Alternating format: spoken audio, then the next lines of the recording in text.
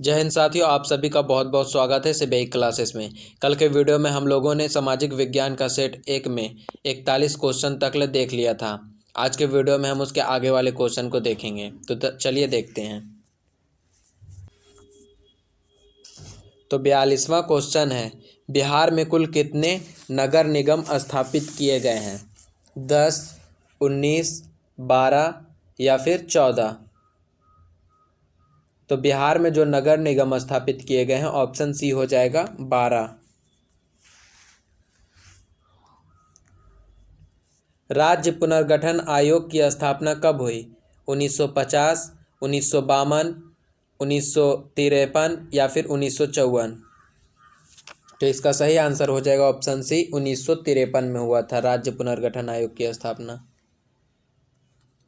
चुनाव आचार संहिता का निर्माण कौन करता है? निर्वाचन आयोग, क्षेत्रीय दल, सत्तारूढ़ दल या फिर विपक्षी दल? तो इसका सही आंसर हो जाएगा ऑप्शन ए, निर्वाचन आयोग करता है चुनाव आचार संहिता का निर्माण। ऑप्शन ए सही हो जाएगा। बिहार में पंचायती राज्य संस्थाएं हैं 1 स्तरीय या फिर 2 स्तरीय या फिर 3 स्तरीय या फिर 4 स्तरीय? तो बिहार में जो पंचायती राज्य संस्थाएं हैं वो 3 स्तरीय है। ऑप्शन सी सही हो जाएगा, 3 स्तरीय। आंग सान सू की किस देश की नागरिक है? म्यांमार है या फिर नेपाल की है या फिर भूटान की है या फिर बांग्लादेश की है? तो आंग सान जो सू की है वो बांग्लादेश की। ऑप्शन डी सही हो जाएगा। चिली की प्रथम महिला राष्ट्रपति कौन थी? मैरी रॉबिन्स थी या फिर किम कैम्पबेल था या फिर लॉरा चिंचिला था या फिर मिशेल बाचलेट था? तो इसका जो सही आंसर हो जाएगा ऑप्शन नंबर डी सही हो जाएगा, मिशेल बाचलेट। मिशेल बाचलेट था चिली की प्रथम महिला राष्ट्रपति। इनमें से किस लोकतंत्र का भविष्य निर्भर करता है? मतलब लोकतंत्र का भविष्य किस पर निर्भर करता है? जातिवाद पर या फिर निष्पक्ष चुनाव पर या फिर अलगाववाद पर या फिर इनमें से कोई नहीं?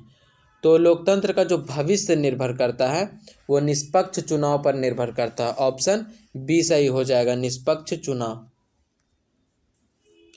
लोकसभा में चुने हुए सदस्यों की संख्या कितनी है? 540 है या फिर 543 है या फिर 545 है या फिर 550 है? तो लोकसभा में जो निर्वाचित सदस्यों की जो संख्या है, ऑप्शन सी हो जाएगा, लोकसभा में चुने हुए सदस्यों की जो संख्या है 545 है। कितना हो जाएगा?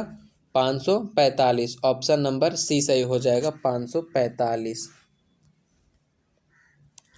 इनमें से कहाँ प्रत्यक्ष लोकतंत्र है? स्विट्जरलैंड में या फिर ब्रिटेन में या फिर भारत में या फिर चीन में?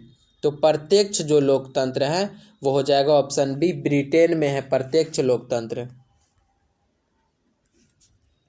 कितनी जनसंख्या पर ग्राम पंचायत का गठन किया जाता है? ऑप्शन ए है 5000, ऑप्शन बी है 10,000, ऑप्शन सी है 7,000, ऑप्शन डी है 15,000। तो जनसंख्या कितना होना चाहिए? तो 7,000 जनसंख्या होना चाहिए ग्राम पंचायत का गठन होने के लिए। 1975 के आपातकाल की घोषणा किसने की? जनता पार्टी ने की या फिर भारतीय राष्ट्रीय कांग्रेस ने या फिर बहुजन समाज पार्टी ने या फिर राष्ट्रवादी कांग्रेस पार्टी ने? तो इसका सही आंसर हो जाएगा ऑप्शन बी, भारतीय राष्ट्रीय कांग्रेस पार्टी ने जो था, भारतीय राष्ट्रीय कांग्रेस, उसी ने आपातकालीन की घोषणा की थी। पूरे जिले का प्रशासन कौन करता है? सरपंच, महापौर, जिला दंडाधिकारी या फिर सत्र न्यायाधीश? तो इसका सही आंसर हो जाएगा, जिला दंडाधिकारी करता है पूरे जिले का प्रशासन। नेपाल में लोकतंत्र वापसी के लिए कब आंदोलन हुआ? 2000 में, 2002 में या फिर 2006 में या फिर 2010 में? तो नेपाल में जो लोकतांत्रिक के लिए वापसी के लिए जो हुआ था आंदोलन वो 2006 में हुआ था। ऑप्शन सी सही हो जाएगा। जल आपूर्ति के निजीकरण के विरुद्ध कहाँ संघर्ष हुआ? नेपाल में हुआ, बोलीविया में हुआ, बांग्लादेश में हुआ या फिर बेल्जियम में हुआ? तो जल आपूर्ति के निजीकरण के विरुद्ध कहाँ संघर्ष हुआ? बोलीविया में हुआ था। ऑप्शन बी सही हो जाएगा।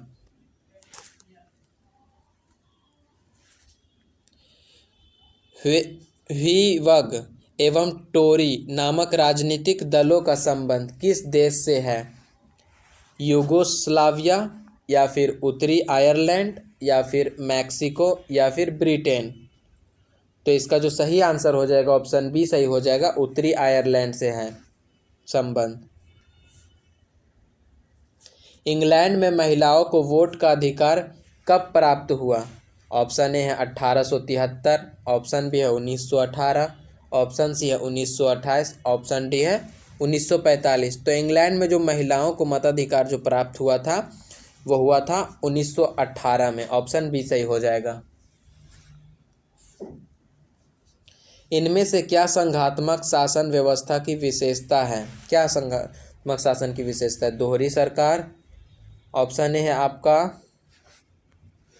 दोहरी सरकार, ऑप्शन बी है स्वतंत्र न्यायपालिका या फिर संविधान की सर्वोच्चता या फिर इनमें से सभी। तो संघात्मक शासन के लिए इनमें से सभी सही हो जाएगा। पटना नगर निगम में कितने वार्ड हैं? 45 है या फिर 48 है या फिर 53 है या फिर 75 है? तो पटना नगर निगम में जो है 75 वार्ड हैं।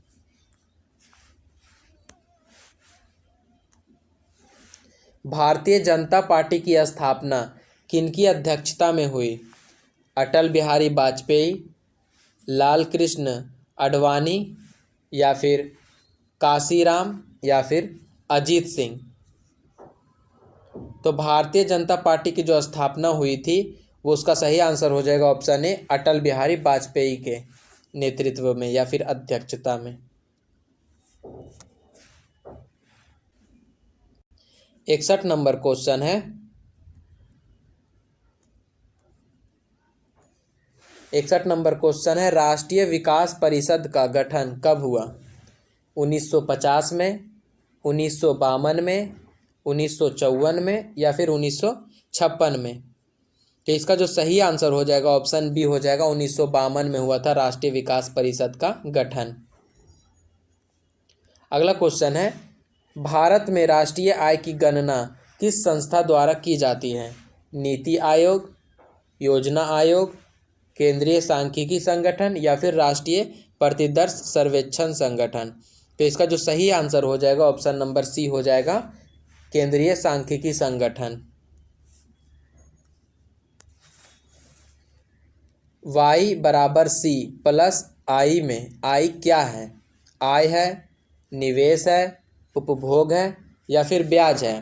तो इसमें जो आई जो है वो बी ऑप्शन सही हो जाएगा, निवेश है। इनमें से क्या शुद्ध राष्ट्रीय उत्पाद में शामिल नहीं है? बीमा का व्यय या फिर मूल्यह्रास या फिर कच्चे माल की कीमत या फिर इनमें से सभी? तो इसमें जो शामिल नहीं है वो मूल्यह्रास शामिल नहीं है। ऑप्शन बी सही हो जाएगा। खनन को इनमें से किस क्षेत्र में शामिल करते हैं? प्राथमिक क्षेत्र में, द्वितीयक क्षेत्र में, तृतीयक क्षेत्र में या फिर इनमें से कोई नहीं? तो खनन को जो शामिल किया जाता है वो प्राथमिक क्षेत्र में शामिल किया जाता है। ऑप्शन ए सही हो जाएगा। किस अर्थव्यवस्था में लोक कल्याण पर बल दिया जाता है? पूंजीवादी अर्थव्यवस्था में, समाजवादी अर्थव्यवस्था में या फिर मिश्रित अर्थव्यवस्था में या फिर इनमें से कोई नहीं? तो इसका सही आंसर हो जाएगा ऑप्शन सी, मिश्रित अर्थव्यवस्था में लोक कल्याण पर बल दिया जाता है। इनमें से क्या पूंजी का पारिश्रमिक है? लगान, मजदूरी, ब्याज या फिर लाभ?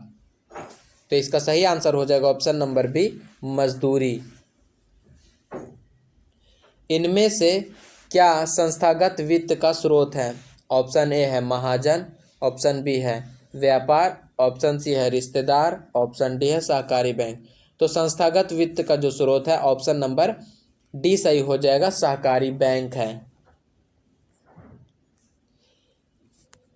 भारतीय पूंजी बाजार किस प्रकार का वित्तीय संसाधन प्रदान करता है? ऑप्शन ए है अल्पकालीन, ऑप्शन बी है मध्य अवधि, ऑप्शन सी है दीर्घकालीन, ऑप्शन डी है इनमें से सभी। तो भारतीय पूंजी बाजार किस प्रकार की वित्तीय संस्थान प्रदान करती है? इसका सही आंसर हो जाएगा ऑप्शन नंबर सी, दीर्घकालीन। ग्रामीण विकास तथा कृषि के लिए ऋण प्रदान करने वाली संस्थाओं को वित्त की आपूर्ति कौन करता है? सहकारी बैंक, भूमि विकास बैंक, नाबार्ड या फिर भारतीय रिजर्व बैंक। तो इसका सही आंसर हो जाएगा ऑप्शन बी, भूमि विकास बैंक। भारत में सहकारिता आंदोलन का प्रारंभ कब हुआ?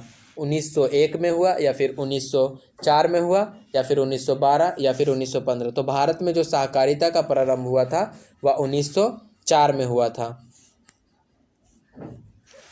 विकसित देशों के कार्यबल का अधिकांश हिस्सा किस क्षेत्र में कार्यरत होता है? कृषि क्षेत्र में, विनिर्माण क्षेत्र में, सेवा क्षेत्र में या फिर इनमें से कोई नहीं। तो विकसित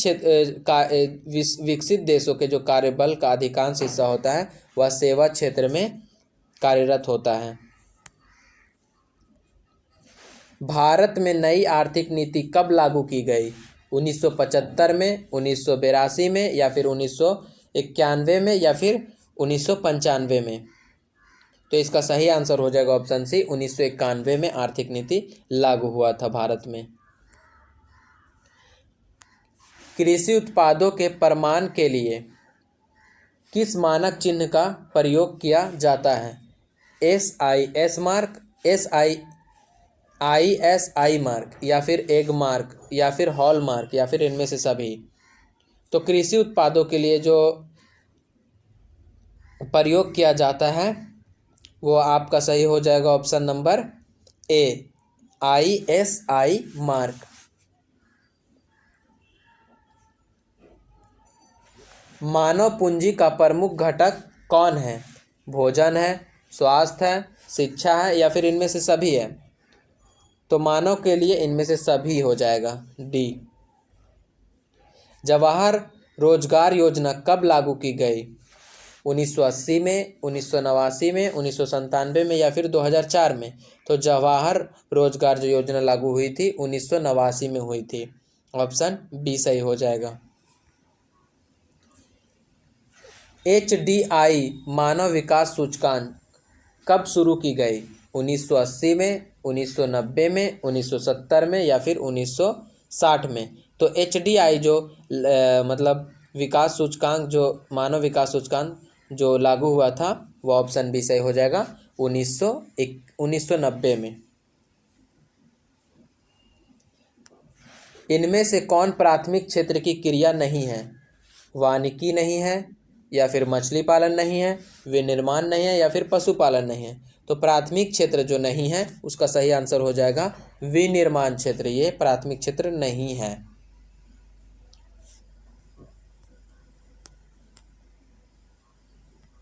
अगला क्वेश्चन है, इनमें से क्या आवश्यकताओं के दोहरे संयोग की समस्या को हल करता है? ऑप्शन ए है वस्तुएं, ऑप्शन बी है वस्तु मुद्रा, ऑप्शन सी है मुद्रा, ऑप्शन डी है इनमें से सभी। तो आवश्यकताओं के दोहरे संयोग से जो हल करता है वो हो जाएगा ऑप्शन नंबर सी, मुद्रा।